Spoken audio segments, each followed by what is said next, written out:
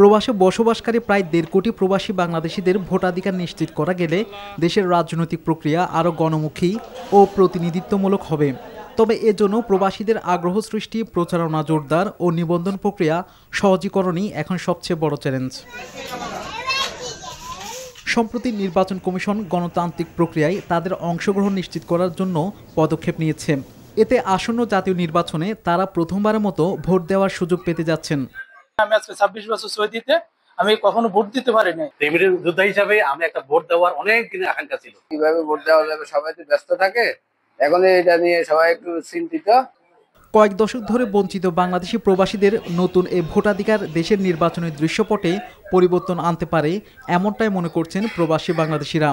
যেহেতু আগামীতে সুন্দর একটা সুবর্ণ সুযোগ আসছে, প্রবাসীদের যেন ওইভাবে মূল্যায়ন করা হয়। আমাদের নিজ নিজ পছন্দনীয় নির্বাচনীয় এলাকায় আমরা যেন ভোট দিতে পারি। পাসপোর্ট রেজিস্ট্রেশন ভোটটা এখান থেকে নিতে পারে, আর দূতাবাস যেন এই ব্যবস্থা করিয়া দেয়। এখানে প্রবাসীদের ভোটাধিকার সুযোগ করে দেওয়ার জন্য নির্বাচন কমিশনকে ও দূতাবাসকে যথাযথ ব্যবস্থা নেওয়ার আহ্বান জানিয়েছেন প্রবাসীরা। শাহাদাত শাওন, NTV ইন্টারন্যাশনাল ডেস্ক।